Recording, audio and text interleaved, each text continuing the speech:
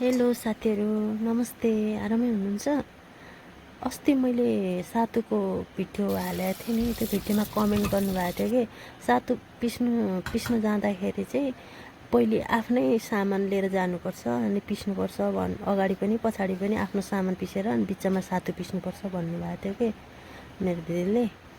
अनि मैले त्यसै गरेर के पिस्ने भनेर चाहिँ अनि चामल पिस्न भनेर पठाएको थिएँ। चामल पिसेर ल्याउनु भएछ बुवाले।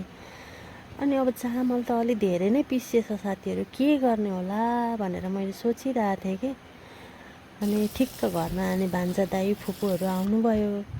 अनि ल अब यो चामलको पिठो चाहिँ अब तल लाउनु पर्यो, अब के गर्ने भन्दा त सेलरोटी पकाएर खाउँ है भनेर भने। अनि हुन्छ भन्नुभयो। अनि म चाहिँ अनि सेलरोटी पकाउनलाई पिठो माडमुड पारेर है रेडी गरेँ। फेरि बच्चालाई पनि खुवाउने बेला त्यही बेला हुन्छ कि मेरो चाहिँ। अनि बच्चाले अरूले खुवाउँदा खाइदिन्न। अनि मम्मीले उता काम गर्दै हुनुहुन्छ भित्र। अनि हेर्नु न बाबुहरू, हाम्रो बाबु कस्तो पर्फेक्ट हुनुहुन्छ कि मकै सकैको हरेक काम गर्नलाई मेरो बाबुले त कसैले भेट्दैन है। सबैजनाले एउटा एउटा काम गरिदिइराख्नु भएको छ, हेल्प गरिदिइराख्नु भएको छ। म चाहिँ नानीलाई खुवाइसकेर आएर यता मम्मीले छोपछोप रेडी गरिदिनु भएको थियो।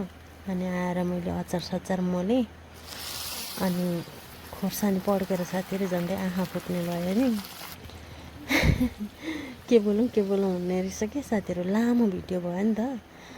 अनि के भन्ने होइन, अब अचार बनाउनु सबैजनालाई आइहाल्छ, सेलरोटी पकाउन पनि आइहाल्छ। अनि उही देखाएर खाने त हो नि हामी त होइन। अब खाउँ, कास अलिकति चाख्न दिन मिल्ने अप्सन भए पनि हुन्थ्यो जस्तो लाग्ने कि नभए अलिअलि सबैजनालाई चाख्न दिन हुन्थ्यो नि है फेसबुकमा। त्यो छैन, भविष्यमा आउला नआउला त्यो के थाहा, हामी बाँचुन्जेल देख्न के पाइएला नपाइएला। अनि मेरो सेलरोटी चाहिँ यस्तै भयो साथीहरू होइन। सेलरोटी बनाउनु चाहिँ मलाई राम्रै आउँछ, तर पिठोले त मलाई धोका दियो। पिठो चाहिँ एकदम मसिनो पिठो बनाएर ल्याउनु भएको रहेछ बुवाले।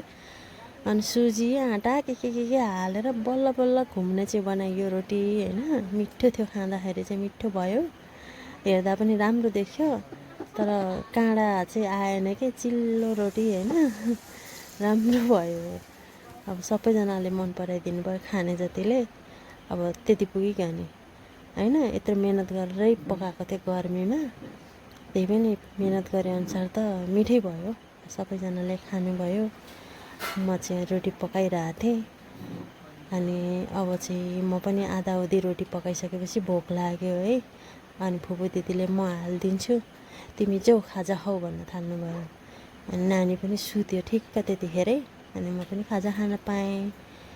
यस्तै छ साथीहरू, दिदी बाहिर एक्लै हुनुहुन्थ्यो, रोटी पकाउँदै हुनुहुन्थ्यो। अनि साथी म चाहिँ एक्लै के भित्र बस्नु भनेर बाहिर बसेर दिदीसँगै गफ गर्दै रोटी खाँदै खाजा खाँदै बसेँ।